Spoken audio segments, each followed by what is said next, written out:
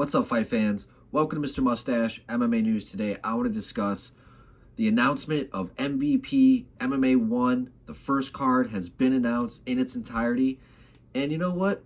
Not mad at this card whatsoever. I think they put together a very formidable, entertaining card for us. And yeah, let's get into it. But guys, before we get into it, don't forget to hit the like and subscribe button to continue getting more MMA content by yours truly. Help the channel grow.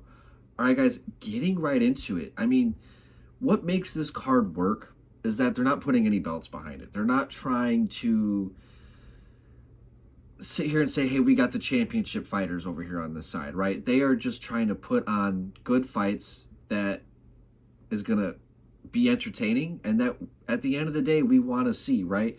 Ronda Rousey and the Gina Carano fight was a fight that, yes, if it was made, 8 years ago, 9, 10 years ago, that would have been one of the biggest, probably the biggest women's fight that you could make, right? But yet we're still getting a fight of two absolute women's MMA legends, just MMA legends in general. Gina Carano is one of the absolute pioneers of women's MMA. And then you got Ronda Rousey, same thing. She is what opened the doors for women to go into the UFC. So say what you want about when this fight is being, made. It is being made, and we get to see it. And there's no belt being put behind it. So I think that the fact that they're not taking themselves that seriously from a championship perspective is what makes this work. We have Francis Ngannou versus Felipe Lins, where, Felipe has fought in the UFC. He has fought in the PFL. He has had, mid-level success at the top, not the top, but at least at the UFC. But at the end of the day, we want to see a Francis Ngannou knockout, and this is, on paper, it's probably what we're going to get. And at the end of the day, it's going to satisfy the fans, right? So we get to see Francis perform, and we're probably going to see him get a knockout victory, right? Unless he goes out there and doesn't respect Felipe at all. I don't see Lins having any sort of chance. But then again, 5 rounds. Mike Perry, Nate Diaz, the real BMF fight, where, two guys were going to absolutely bring it, right?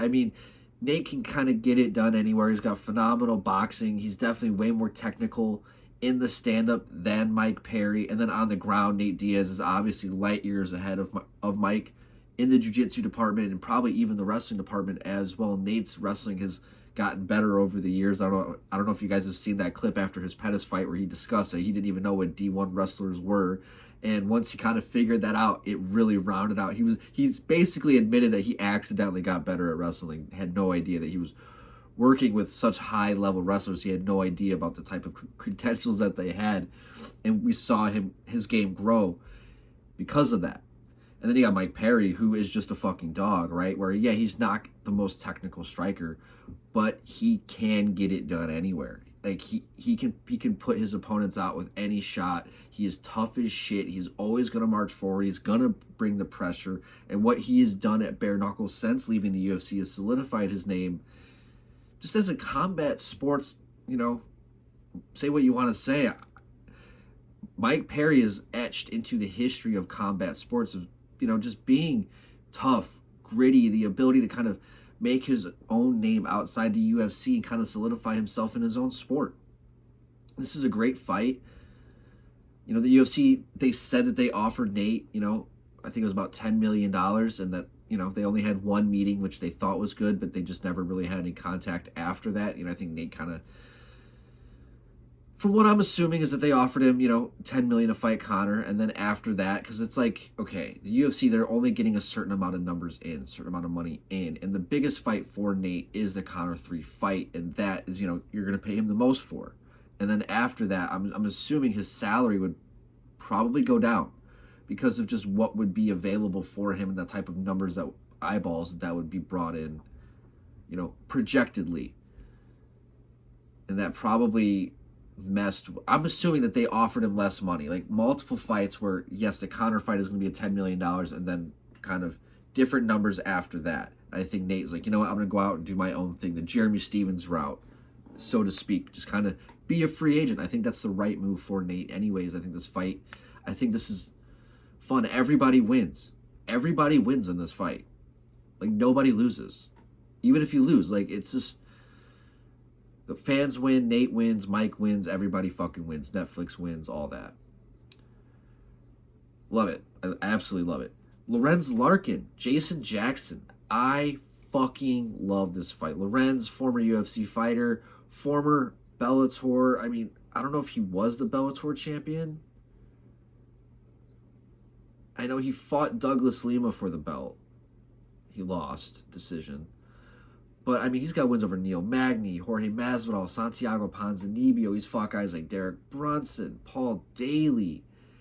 I mean, at the time right now, I mean, yeah, he's coming off of the karate loss at Karate Combat, but as MMA, he's on a 2-fight knockout streak in MMA, PFL, and the Bellator Championship Series. I mean, what is to not like about Lorenz Larkin? I mean, he always down for a good fucking scrap. And his resume speaks for itself. I mean, wins over Robbie Lawler, Muhammad Lawal, Chris Camozzi. He's fought guys like Brad Tavares. Up and down between middleweight and welterweight. And then as for Jason Jackson, right, former Bellator champ, has been on a little bit of a losing streak, and I don't really know what that is. It seems to be mental in his fights. He just kind of seems to coast and kind of let the fights get past him. Like, he's not really... I thought he won the fight against Thad Gene, personally. But the fight that he lost against Ramazan, he was not pushing the pace enough in that fight. But his fight against Ray Cooper was just fucking phenomenal. Yaroslav Amislov, Paul Daly, the Neiman Gracie fight, Douglas Lima fight. I mean, he has slowly built up a resume, and he's been around for a very long time. Ultimate Fighter days, whatnot, right? I love this fight. You have two former Bellator guys. I mean, championship level fighters. I think of Jason Jackson. If he was in the UFC probably 3 years ago, he's still only 35. He could have given some of those guys in the welterweight division a run for their money, 100%. Saladin Parnassi versus Kenneth Cross. Now, Parnassi, I think he's been doing things over in the PFL Europe, right? 22-2. I think he's got like 7 knockouts, 7 subs. Really goes for the finish. Got to win over Marcin Held. Okay, it's not a bad victory.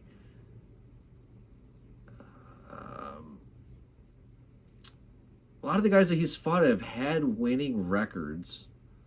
But at the end of the day, his biggest win is Morgan Scherer, William Gomez.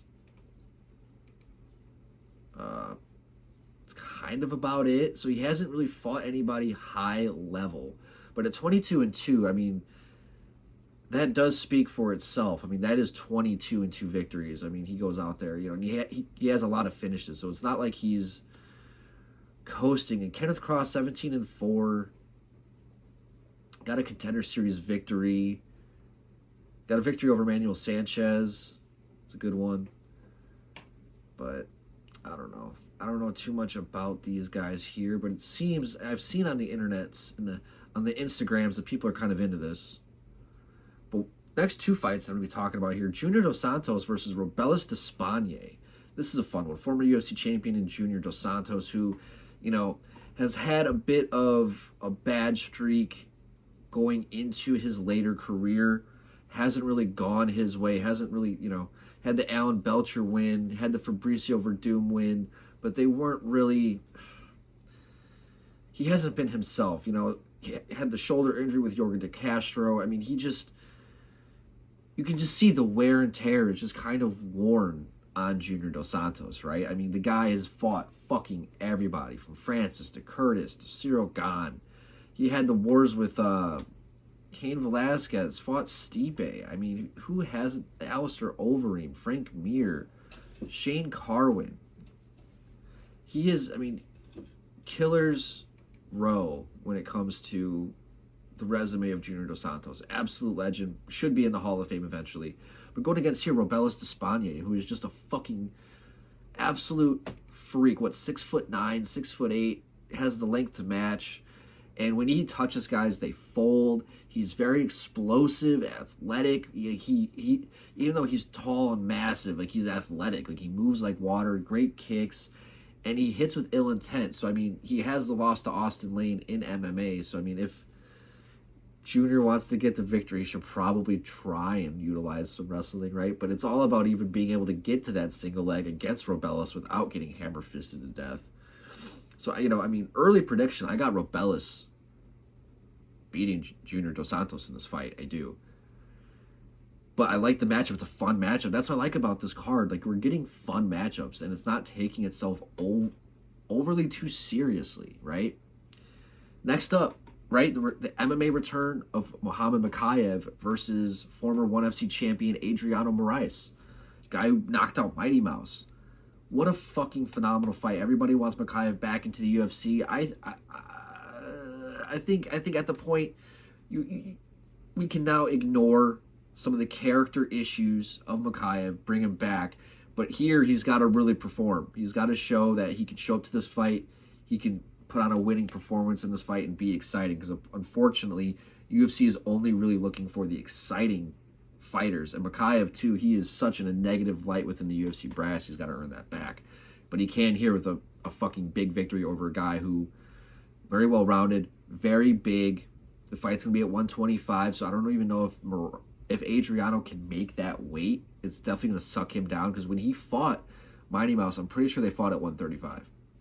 So I'm curious to see how Moraes can handle that extra weight cut because he's big as shit. He was big as fuck, I thought, for 135, so to see him now fight at 125, he's big as shit.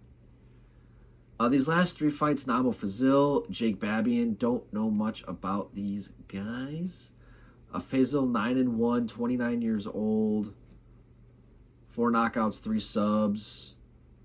Seems like Karate Combat has a lot to do with this. A lot of guys who have fought in Karate Combat are kind of getting their opportunities here. But I don't see any names on here that I recognize for Namu Fazil, but I'm sure El Presidente is kind of representing some of these guys. Let's see. Jake Babian, 6-1. 4 knockouts, 1 sub. Again, not really a high level of opponents yet. He does have an early record. 2-4, 2-1, 2-9, 2-3, and 8-9 are his last opponent's record. So I mean, just off of that, I'm going for Namo Fazil just off of resume alone. David Magoyan taking on Albert Morales. David Magoyan 8-1. Let me guess. Karate Combat guy. Combat Jiu-Jitsu. Again, not a lot of highly, notable named opponents. Card fillers, so to speak, right?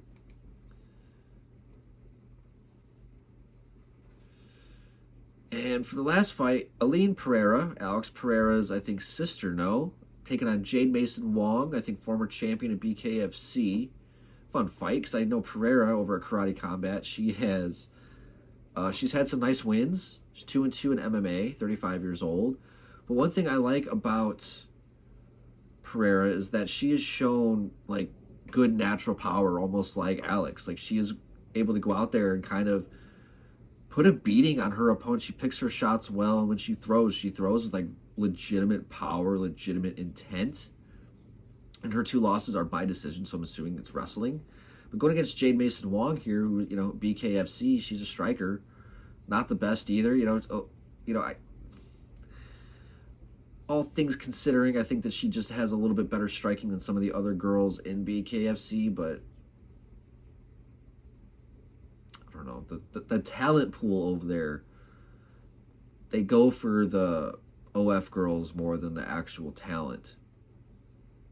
But some of them can fucking fight. Like, some of those girls can really, Christine Ferreira, Beck Rawlings, Jade Mason's pretty decent. Jessica Borga, was a fucking killer, dude. She's a beast over there at BKFC. Her and Ferreira, that fight was nuts. I would like to see them fucking run that back. But, yeah. You know, you just don't see the highest of levels for a lot of these women. But, yeah, that's the card. I like it. I'm not mad about it. I think that this is a good first step for MVP MMA if they do want to be taken seriously. And I think, you know, if they put on, you know, 4 cards a year where you have big names like this, it can be successful after some time, you know, because I think that if they ever do want to truly compete with the UFC, it's not going to be now. You know, it's you know, UFC is going to be death by 1,000 cuts if they ever do have some sort of massive fall from grace, right? You know, I know that they're in tough times right now, but there's really no true competition for the UFC really at all. Mostly a monopoly at the moment. So to have this, it's just a nice alternative for us right now and get some fun fights that don't take itself too seriously. I think the Diaz and Perry fight is the most, you know, legitimate fight on this card aside from Makayev and Moraes.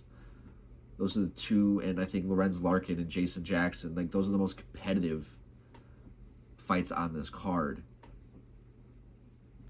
But I love them. Love the fights. Love the announcement. May 16th. I'm excited for it. About 2 months away.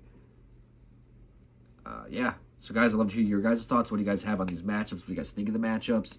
And are you guys excited to tune in for MVP MMA 1? Love to hear your guys' thoughts. That's going to do it for today, guys. Mr. Mustache, MMA News out. Let's fucking go, fight fans.